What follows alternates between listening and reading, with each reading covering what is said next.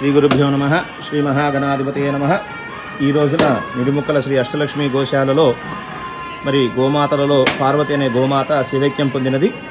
20 సంవత్సరాలు గల ఈ గోమాత గత 20 సంవత్సరాలుగా మన గోశాలలో అనేక మంది భక్తులకి అనుగ్రహం ప్రసాదించింది.